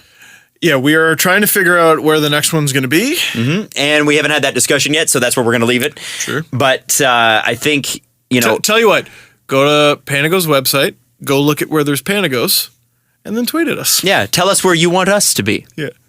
Don't be like, Iqaluit! There's no Panago in Iqaluit. Yeah, and it's kind of hard we to get appreciate to. the support, Iqaluit. Yes, absolutely. We appreciate all our Iqaluit listeners. We certainly do. Jesse. Kiev! No, okay. We have probably had listeners in Kiev. Yeah, but there's no Panagos there. So. That's true. Jesse, let's talk about these jerseys. Mm-hmm. Talk about these amazing jerseys that. Is there a Panago in Trenton? Ontario. Ontario.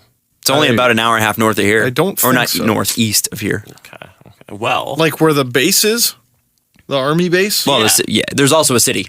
No, I know that. Shut up, Adam.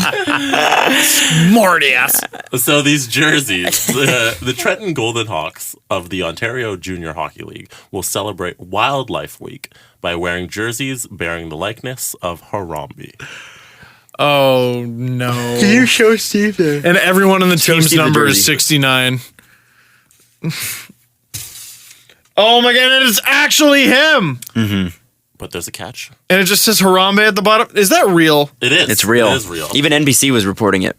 So we go to the Trenton Golden Hawks Twitter page, and they write, "The Golden Hawks will be wearing special commemorative jerseys for the warm-up that will be auctioned off during the game, with proceeds from the auction as well as T-shirts going to Jane Goodall Institute of Canada. So they'll wear Harambe jerseys for Wildlife Week, but only in pregame." You know what makes me sad? We can't buy them. I know. They're going to be because they would raise a whole lot more money if they would just make them available for sale. Like people would pay extra for a player jersey, but I would so buy one of those jerseys, and it makes me mad that I can't. I mean, I suppose you can. No, I have to go to the game and then auction, and then they auction it off. Yeah. Well, I'm not that dedicated to buying a Harambe jersey. So you won't. It's not you can't. You just won't. Okay, fine. Yes, it's that I won't. Oh wow. Wow. Harambe didn't die for this, Adam. He didn't die for your lack of commitment. Do you think they'll skate out with their penises hanging out? Dicks out for Harambe? No, it sticks out for Harambe for them. So they're going to go out riding their sticks. I like that. The hashtag they're using for the week is hockey for Harambe. It should be sticks out for Harambe. What were they thinking? You know someone's going to throw a Cabbage Patch doll over the glass and be like, oh no! Well, their only duty then would be to grab it by the foot and drag it around. That's what they should do. Yeah, but then, I don't know. What? I hope the player's okay. Yeah. I'm just saying. No, you know what's good about this? A lot of people are just like, yeah, Harambe, and it's just some stupid meme to people. These guys are actually raising money for animals. Yeah, and they are taking this stupid meme and they're making it worth it, and it's funny. Yeah. It's funny on all ends, and it's also the Jane Goodall Institute is like the institute. That's the one you want to be donating money to. So, and it's good to see good coming out of it, even after Ken Bone started to take over headlines because I'm like, oh, good, people have found a new meme. Mm-hmm. All the Harambe costumes are now I could just put on a red sweater and a mustache and I have a Halloween costume. Did you read about did you read about what they found out about Ken Bone? I heard whispers. Maybe you guys can tell me after. Maybe he thought that the Trayvon Martin killing was justified, and that he maybe what was that? What else did he do? He got a vasectomy and said that his bareback fucking was a lot better now. Sorry. Pardon? Are you serious? That might be a direct quote. I think Uber hired him as an influencer too. Yeah. Who did? Uber. But this is before any of this came out. So you can say he missed the mark and then kept driving. Oh. And then looped back around. I'm sorry. It's okay. I guess you can find him in the bush. In the bush. Oh, no. What else did he do? How do people know that? There's other stuff, too. I'll bring it up. Jesse's got to bring this up because there's a whole bunch of stuff that Ken Bone is a nefarious internet character. He's not the innocent Izod sweater wearing Ken Bone that you know him to be. Now, he split his pants. Now, isn't that so fun? Yeah. Oh, by the way, did you hear today? And this is going to outrage you. So I'm going to bring you down for a moment. Oh dear. So the guy that shot George Zimmerman, okay, who is the guy that shot Trayvon Martin? Yes. The guy that shot George Zimmerman got. I didn't know he got shot. Yeah, I didn't either. He got a 20-year prison sentence. Now, is that a true story, or is that one of those things? Sometimes I'll see a headline and it's from a site where I'm like, no, I think you might be making that up. No, this is a real thing, apparently. Jeez. So, Ken Bone. Well, justice and stuff. Once replied to a Reddit thread called, "What's the most illegal thing you've done and gotten away with?" What did he say? Oh my God. Ken's response was, "Felony insurance fraud." What? Why would you? Because you don't think, one day I'm going to get famous and people are going to find out my Reddit account. Why do you write that in the first place? Why do you admit to felony insurance fraud? Was the Redditor who came up with that topic, like, was their avatar just like a picture of a guy wearing like glasses with a nose and mustache, and he's got like a police badge just don't worry, guys, cut off. Cool. Yeah, his username is not FBI. Yeah, just want to use guys. So do you want to hear what he did? What did he do? The whole story. Oh, he wrote the story. Yes, Yeah. I do. He started with felony insurance fraud. I didn't scam any money. I forged documents to make it look like I had car insurance so I wouldn't get fired from my pizza delivery job. During the 2 months it took me to pay to get my real insurance back, my fake cards and documentation fooled 3 bosses and a cop. Made them in Microsoft Paint by scanning old card and changing the dates 1 pixel at a time. Oh, the my paper God. documents and receipts were a bit tougher. Can't say how I did them. I don't know how long the statute of limitations is on that. 7 years. It's 7 years, Ken Bone. By the way, if that wasn't such a bad thing, imagine he gets into an accident, right? Like, that's really bad. Yeah. Why is his handle Stan Gibson 18? That was his username he came up with. He is literally he stands dad. But when he did his AMA, he just used that account. He stands dad from South Park. Wait, this year. really? Yeah, so everybody You idiot. Oh, let's just go through his comments. What else do we know about Ken Bone? Can we look at some other stuff? So I thought it was like some sophisticated hacking or something. No, he's just an idiot. He just used this Well, account. yeah. All of us are idiots. All of us. No. That's pretty stupid. That is pretty stupid. So he also replied to a thread called Vasectomy Fallout Questions. I had mine done 2 years ago. Sexual satisfaction is way up. There's nothing like being able to go bareback with no worries. My wife loves it too. I've noticed no difference in sensation or volume, and the procedure was nearly painless. Can't recommend it enough. So he didn't mention bareback fucking, as you so eloquently put it. Would you say that in using his own Reddit name, he Ken Boned himself?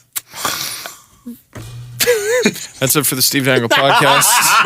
We're going to retire. Come on! That was good! I thought Give me that one! I thought we got as disgusting as we could get in episode 2. I was wrong. All right, what else? He also replied to a bunch of porn threads. Oh! This one was about half Japanese, half Brazilian girls in the body perfection subreddit. That is really specific. He wrote, "She could rule the world." I don't have the picture up, but that's what he wrote. That's actually, I mean, considering, I bet porn threads are not a place of great uplifting comments. Yeah. That's probably the best you're going to get. I support their career goals. He replied to a girl's bedroom selfie and asked her, "Is it a selfie if you set the camera down and use the timer? I vote no, but I think that's what this picture is." Hold on. So he's debating. So he's looking at a picture of someone naked, taking a bedroom selfie, and he's concerned about whether that is peak effing internet, is it not? That is so Twitter, but Reddit. That's where, you know what? That's where Twitter got infected from. It's from Reddit. It's all the Redditors going to Twitter and going, yeah, but actually, that's not a selfie naked cam girl. That's the name of the site, Reddit. You already read it. You're better than the internet. Oh.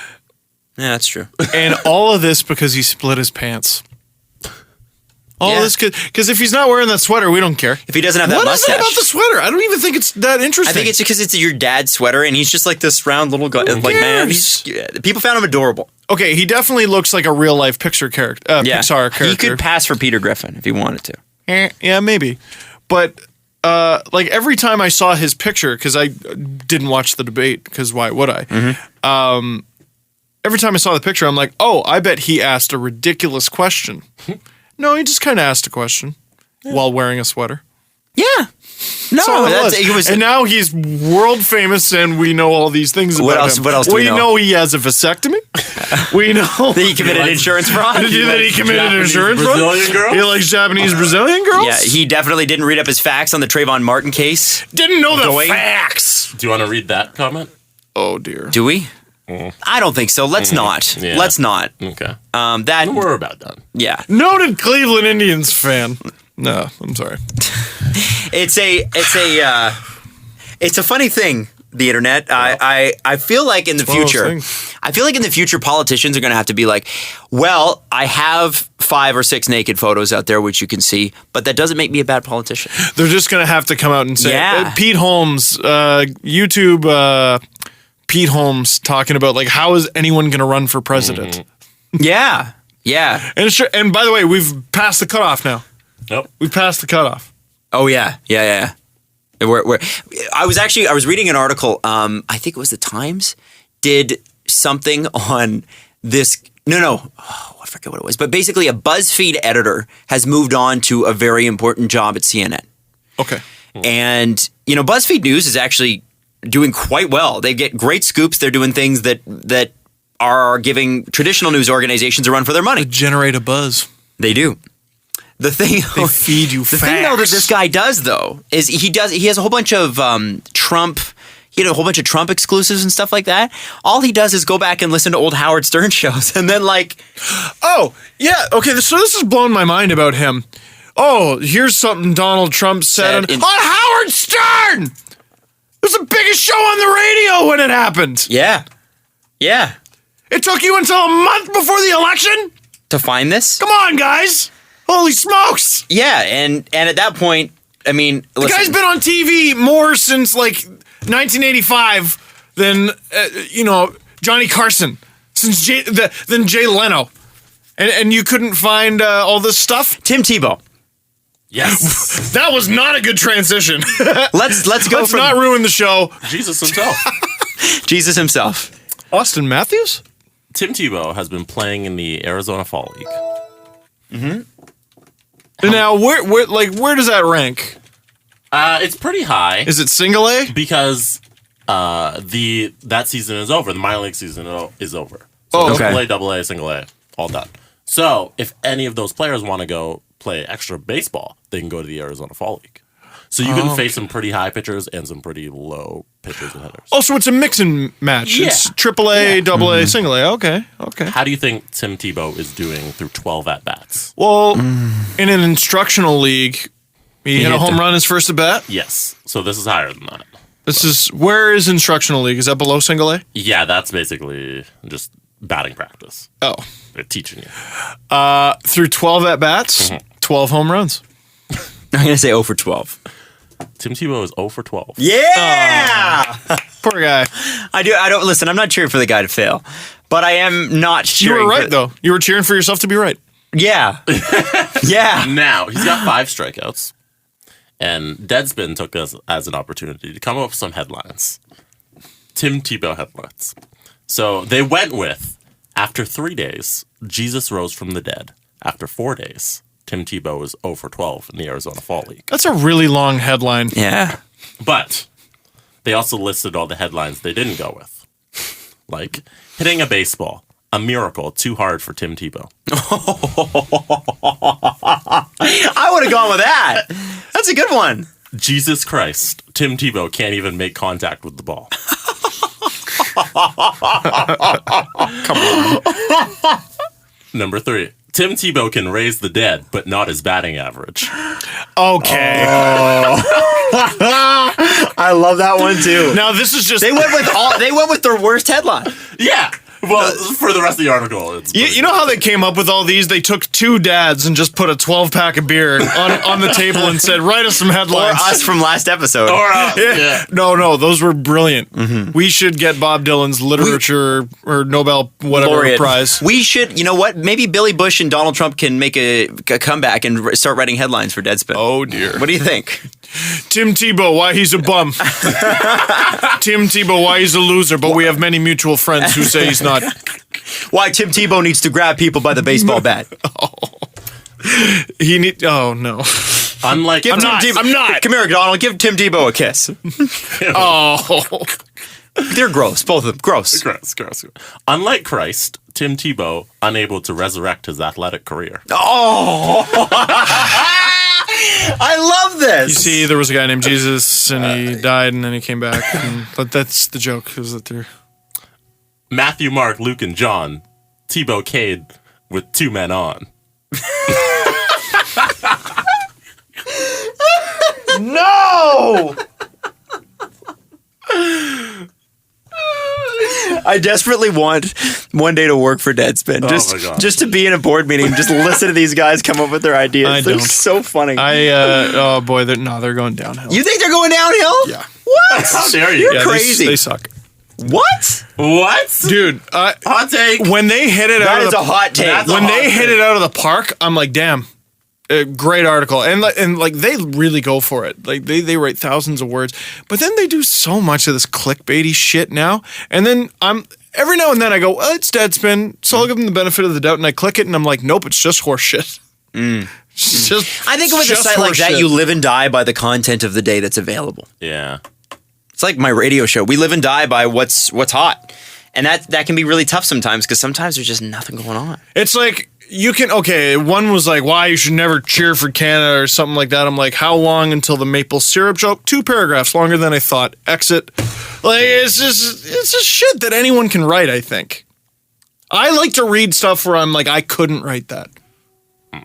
No one could just write that. I think I side with Adam on the side of their site is set up so they have to produce the content each day. Yeah. And if they have an X amount of posts, and if there is nothing. Yeah. They gotta come up with something. Yeah. If they gotta show a highlight. Okay, of a come triple up play with that's not something impressive, good. They gotta do it. Come up with Steve, something why good. would you write an article? I don't need to give on them the- kudos on the- for filling their website. Why would you fill write it with good shit? Why would you write an article on the Marlies guy that they signed that nobody cares about? Is it good? Is it informative? Did I at least I mean, hit all the points? how many Brett Lebda pieces do we need? It's a news story. There's not enough Brett Lebda pieces. No, but if it's a Pieces factual of his article career, and or- I hit it all, it wasn't the most compelling thing ever, but at least I gave you all the information you needed. If you write something trying to be funny, and a lot of these are trying to be funny, Sure. and it just bombs, I suppose I got to appreciate the attempt, but you bombed. If you're a comedian, you go up on stage, you bomb a bunch of times. Hey, I'll give you all the kudos in the world for trying, but you bombed. Probably not going to go and see you again. Wow. Hey, just saying. Steve Dangle. Just saying, As I've read a lot of horse shit on that glimpse, site. a glimpse of what his future children have to deal with. It's like, hey, you know what? I see that you tried to color between the lines. I admire the fact that you pulled the crayons out of the box. I admire the fact that you tried to match, the proper color. Although purple is not the color of the ocean; it's actually blue. Yeah. I tolerated this shit when you were 5, but now you are 5.5, and this is garbage. You still But bombed. Daddy, I drew it for you. And then I take their dinner and I eat it myself, and I send them to bed. Do you want me to get fat? You are making your dad fat. Every time you disappoint me with a drawing, I have to eat your dinner. Are you trying to kill your father? Go to bed. I'm gonna be the best dad. What? Tebow celebrates Passover by allowing Bat to pass over the ball 3 times. How many more of these are there? That was pretty good. No, yeah, that was clever. That was clever. But how many more of them are there? There's a couple. There's a long list. You could have gone with the simple, please pray for Tebow's baseball career. I don't know. I love these. The devil tempted Christ for 40 days. Tebow unable to hit ball 40 feet. Wow. Here, do they do like a, because it's 0 for 12, like one failure for each disciple, something like that.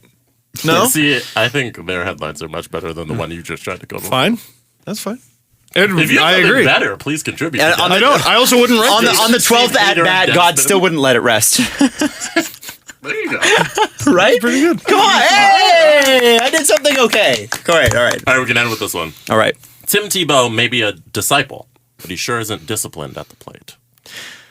Nah, see, that one was. I can see why they didn't go with that one. Hey, but I appreciate the attempt. Well, we're so glad that you do, Steve. Let's do the press conference. You know what? That could be a new shirt, but I appreciate the attempt. I'm disappointed in the result, but I admire the effort. That's good. God, that's so Canadianly passive aggressive. It's good. Who's this from? You do it too. It's good. It's good because you close your eyes, you go, Your eyes narrow. Maybe the most passive aggressive thing you can say. Good for you. Wow. Yeah. Good for you. Have you ever heard anyone say "good for you" to you, and you felt like they meant good for you? Never once. No, never. Actually, the worst insult I was ever leveled actually happened yesterday on Twitter. And somebody who's super cool with this normally, Lacey, she was one of our listeners from Dallas. And she said that I am the Jar Jar Binks of the podcast. and I don't think there's a worse insult you could level at me. No, that means you're a Sith Lord and the actual key to it all, according to a YouTube video that I saw. Right. And you've never even seen any of the movies. No, I saw episode 1. Oh, okay. And I remember being like, okay, this Jar Jar guy's a little much. He is, yeah. Yeah. If episode 1's all you've seen of Star Wars, I'm so sorry. No. It's all I've seen of the new ones. Oh, okay. And then I tried to do 2, and I think I tapped out, and I did like a little bit of 3. There's too much catching up to do. I don't think I'm going to. I don't think I'm good. But good for you. I don't think I'm going to.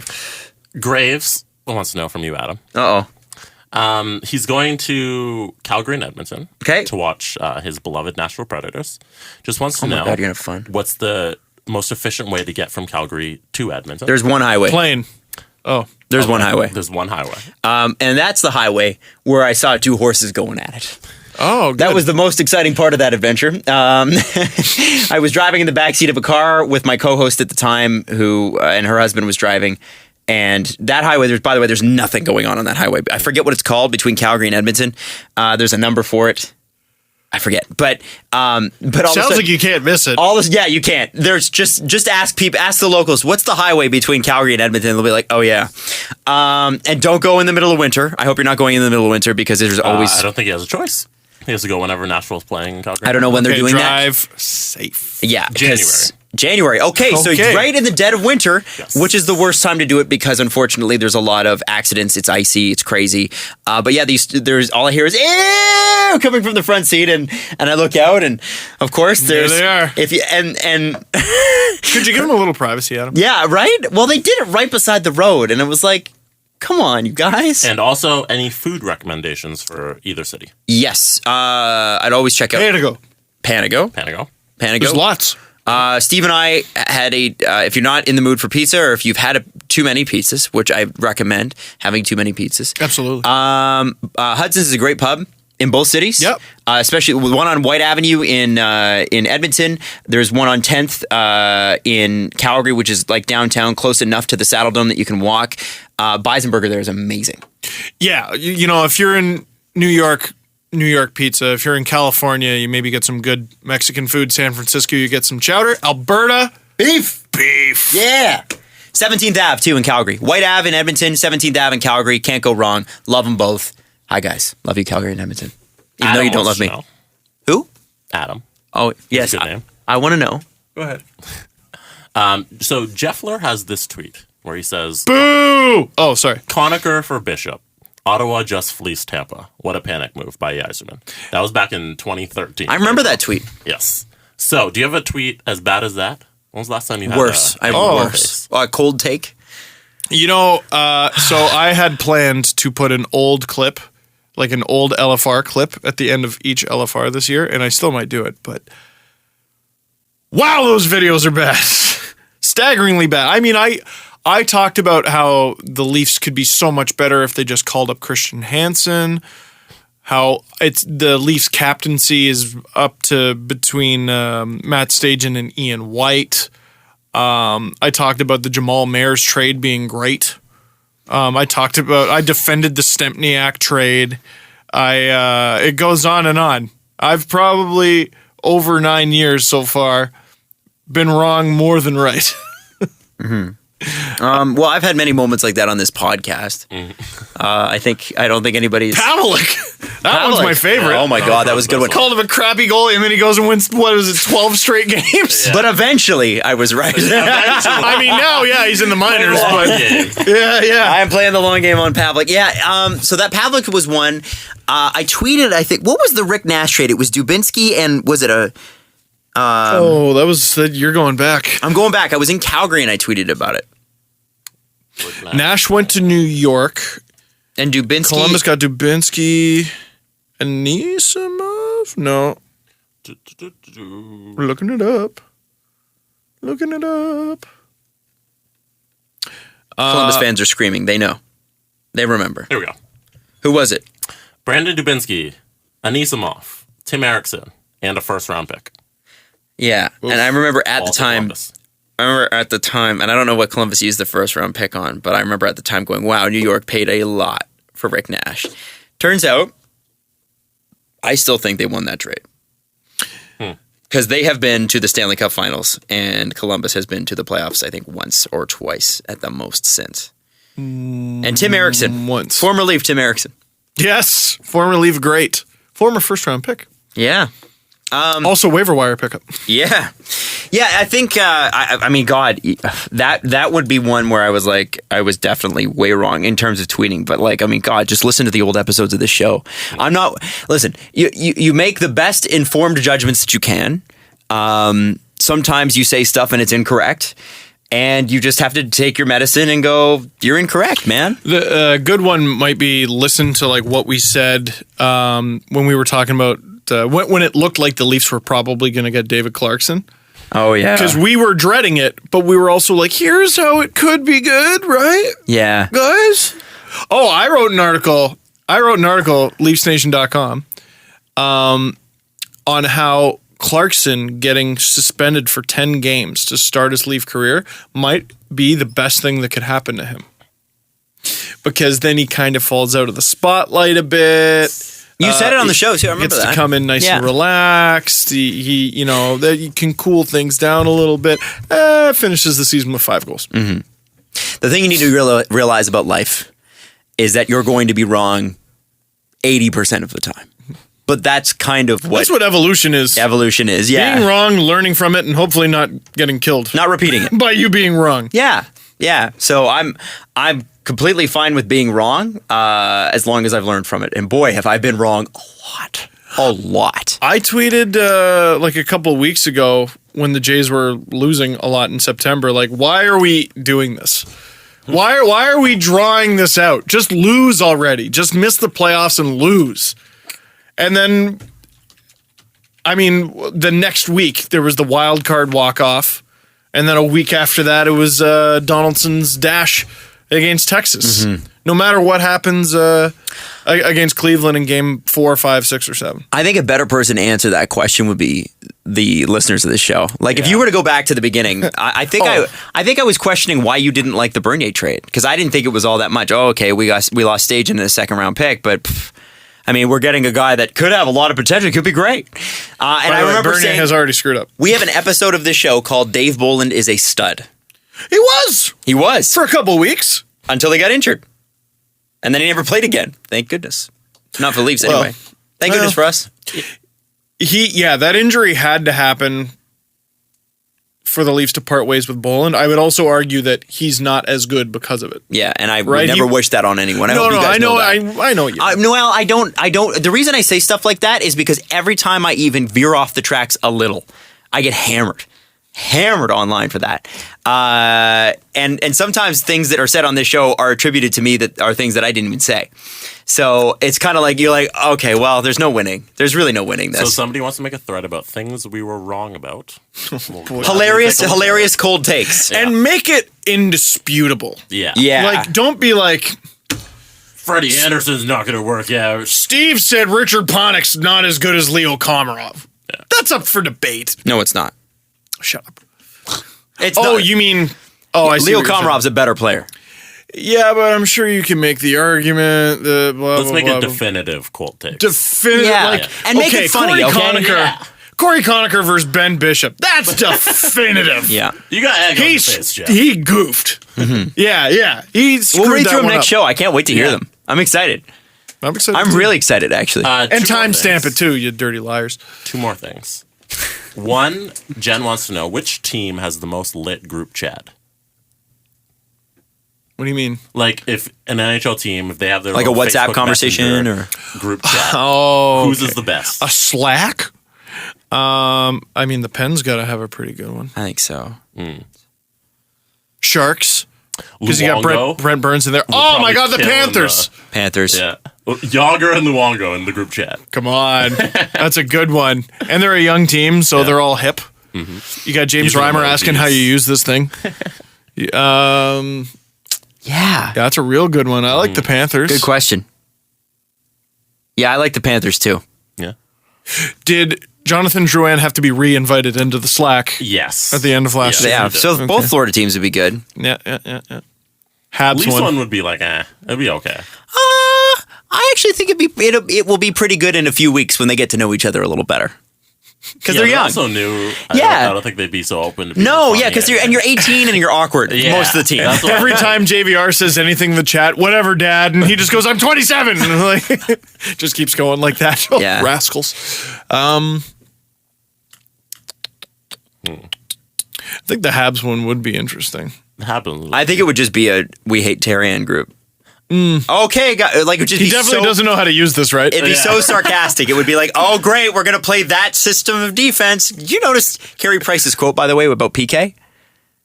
That was my favorite quote. I thought it was beautifully positioned. He said, "Like Carey Price, if we are going to play this system of hockey, Shea Weber is the right guy for the system."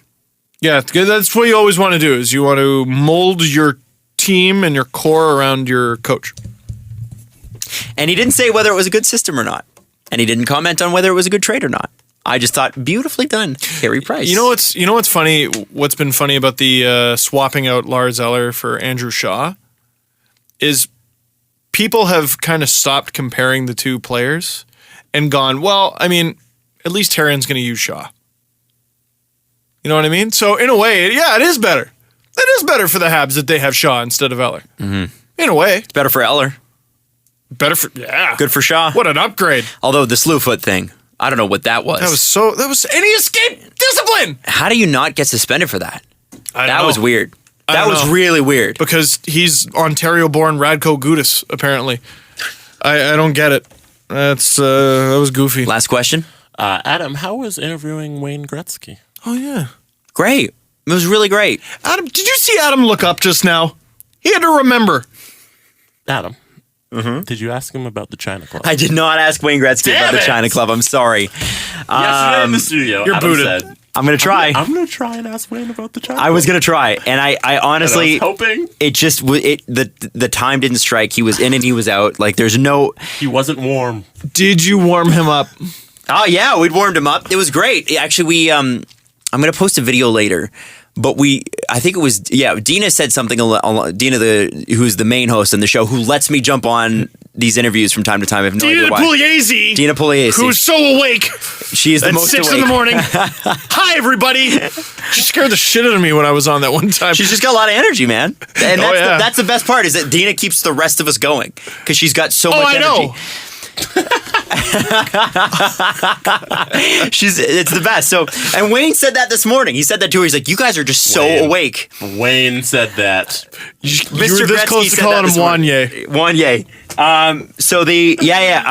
What did she say? She said, great one. She's like, and she said, well, Adam played. She said something along the lines of Adam played hockey, and she said he could have played with you, and I said, yeah, except I wasn't never good enough. I would have never played, and Wayne was going to say something. Anyway, I'm going to take that clip. I'm going to post that online, but I think Wayne was going to be like, yeah, we should have played together. You had the talent, Adam. But you had to go to the Scarborough Mines instead because you had such a hard life. At the end of the interview, did he like take his jersey off and go, "Hey, kid"? Toss it your way? No, I don't think he did. Watch this for me. But his new book's out. That's why he was doing the tour. So you'll see a lot of Wayne Gretzky interviews in the next few days. 99 stories about the game. He's got 99 stories about the game. And a book. And a chapter about Gordie Howe is them one. all. No, okay, the full chapter devoted to Gordie Howe. Yeah. I'm sure he could. I'm surprised that's it. Yeah, actually, it's a good point. Anyway, yeah. So Wayne Gretzky's really the thing about Wayne Gretzky is when Wayne walks into the room. Yes, he's a presence, but the awe comes completely from the people surrounding him. Wayne is in no way awed by Wayne, and he's one of those guys that he walks in and he literally could be your uncle. Like he's not a guy that is like, I need to be looked at. I need credit, or he's completely just happy to be there in a way, in a weird way. Do you know what I mean? Upbeat. Yeah, good, absolutely. Good. But he wasn't. No, when you meet Wayne Gretzky, you meet a hero. He's exactly what you hope. Good. Exactly what you hope. Good. And that was the coolest part about that moment, I think. When I met him, he seemed a little tired. Probably because he was, though. When did you meet him? He was. It was during the World Cup, and it was like 5 or 6 o'clock on a day where like he'd been doing like the morning circuit. He'd been literally talking to people and doing interviews for like 12 the stamp, right? hours. Was it the stamp? No, because he didn't get one. Oh, yeah. I'm sure he's had 18 stamps. Yeah, I bet he has one. He's probably like, no, thanks on the stamp. Yeah, I'm done. I'm done with the stamps. But he did that interview where he talked about going to the Hockey Hall of Fame, and the guy working there didn't know who he was and all that. He just seemed a little tired. That's funny. You know that he only has one trophy at home? I think it's a Rocket Richard trophy. Where are the rest of them? They're at the Hockey Hall of Fame, and they're at his dad's house. Oh, that's nice. I thought that was cool. Yeah. Yeah, I mean, he knows he's Wayne Gretzky. Yeah. Yeah. He doesn't need the trophy. Oh, yeah. They're at the restaurant too. He has them at the restaurant. Oh, right. He has a restaurant. And he has a restaurant full of Wayne Gretzky stuff. He's a bit of a success. Yeah, he did some things. What did he leave the NHL? Was it 72 or 92 records that he held? Oh, it was goofy. I think he's lost like only a handful of them since he retired. What was it, 17 years ago now? Yeah. Which is amazing considering where the game has gone since then. Oh, yeah. Yeah, so when you talked to Wayne, did you... I didn't get to interview him. You didn't get to interview him? No. Oh, you just talked to him? I was just like, hello, sir. I was literally at the end of a lineup of people. Oh, did you say you have a podcast? No. Oh. Because I know he doesn't care. Podcast? He doesn't care. He doesn't care. I'm not going to bother Wayne Gretzky with I have a podcast. Instead, I'll ask him to sign my journal from grade 2. Honestly, you tweeted. What the? Oh, someone's calling. Someone was calling. It's Wayne. Hello. Wayne heard us talking about him. I'm going to block the lines. Yeah. I wonder if the lines are blocked. Oh, okay. I wonder if like, sorry, I can't spit this out because I'm exhausted. But the thing I wanted to say, Steve, is that, yes, I got to talk to Wayne Gretzky, and yes, I got to interview him about his book. But I think what's super cool is that you actually have a signature of a drawing that you made of Wayne Gretzky. I guess that's true. I think that's pretty cool. It's cool. I don't know. I feel weird meeting him in like fan settings now because I just feel like I'm bothering them. I shouldn't be there. I shouldn't be in a line saying, "Can you sign this for me?" My autograph days should be over. Yeah. It's unprofessional. Should your doll days be over? No. Hey, if I'm not bugging him to sign it, it's fine. What I do with my money in my home is my business. If I want to spend it on figures, you fuck. I will. I love you, man. Hey, going to the Jays game tonight. Look for a bunch of frantic tweets from Steve. I'm not going. Steve's going. Thank you so much for listening to the show. We will be back Thursday. It'll be a later podcast. It'll still be available Friday morning, but we're going to be doing it a little bit later during the Leafs game, unfortunately. But that's just kind of the way it goes. That happens. The way it should go is. Didn't you also interview someone else after? And that's just no big deal. He looked up again. Yes, Cormier from UFC. What's his first name? Daniel? Okay, thank God. Daniel. Nice guy. Yeah. Really nice guy. I bet. Yeah, I know. I've never even met a UFC fighter. Really? I interviewed Wendell Clark yesterday. I know, I saw. And I saw on your Facebook. Tomorrow, if I didn't have to be at a red carpet in the morning, which is random, I'd be interviewing Darcy Tucker too. Yeah, but you're like neighbors with him. I'm not neighbors with Darcy Tucker. Doesn't he mow your lawn? You're Adam Wild. Darcy Tucker mow. Don't have a lawn. Yeah, that's true. He doesn't have. But if you did, he would mow it. Adam puts a lawn inside of his condo just so he can invite Darcy Tucker over to mow it. Excuse me, Darcy, I've got this fake lawn. Would you mind coming over to mow it? No, Don. No. Have you ever interviewed Don Cherry? Yes. Do you want to know my Don Cherry interview story that we're on it? Yeah. I don't know what I had done the night before, but I do remember, and this is within the last year and a half, that not heroin, but it was the kind of hangover that you have where you literally want to die. And I can't drink alcohol. That I've talked about this before. Heartbeat in your head? Yeah, where every step is potentially you vomiting all over the place. Oh, good. So it was so funny because, Don is a hockey guy, right? Don is a straight up hockey guy, and he walked. The interview's runs late. He's recording with Brian Williams, who is also just an amazing personality. Brian Williams is awesome. So they're doing a great blind, and Don comes out and he's in his I believe it was Hockey Canada pajamas.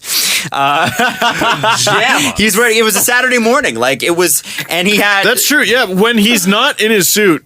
Don just walks around in that tracksuit that he wore when he pulled the octopus out of the water. Yeah, he loves tracksuits. Yeah. What? Seriously. That's when I met him. And I think now I have no proof of this, so if he disputes it, what am I going to do? But what he said, Brian Williams came over, he just started talking to us because Brian Williams he's just the best. I love Brian Williams. And you hear Don from around the corner go, and I'm hung over, right? Hung over, but trying to keep it together. And you hear Don go, "What the fuck are you yammering on about, Williams?" Like, wow. Just because they're friends, right? Yeah. And then Don came over, and it was about it was around Christmas time. We were talking about Don Cherry 24 or something, and he was the greatest. He was great. It was just so awesome. And he even talked about the fights in it. He said, we got one fight in it. And he's like, and I have it for, and you can disagree with this if you want, but he said, I have it in there so kids technically can understand what's going on. And obviously he has fights in Rock'em Sock'em because it's entertaining. But I tell you, it was one of my favorite interviews of all time. But the entire interview, I felt like I was going to vomit on Don Cherry. And I know that's not really a great story, but it is my story. And I just would like another crack at interviewing Don, having not partied the night before. Shit, I don't know what the hell I was thinking. It might have been my fiance's birthday. Might have been my girlfriend at the time. Well, Adam, in the words of the wise Jeff Merrick, it's not your job until you've done it hungover.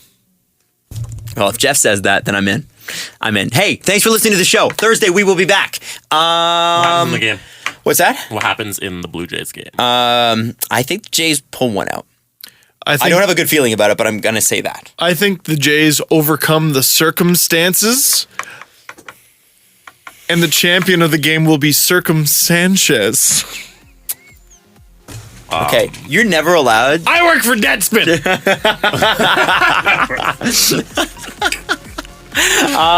So the game starts at 4 o'clock today, right? 4 p.m. Yes. I hope so. That's when I'm going. All right, Steve, we're going to let you go to that game. Thank you so much for listening to the show. We can't wait to read your comments on our freezing cold takes. And we'll talk to you soon. That's it. That's all I got. Follow the guys on Twitter at Steve_Dangle, at Adam WYLDE, and at Jesse Blake. The Steve Dangle Panago.com and stuff your face with deliciousness.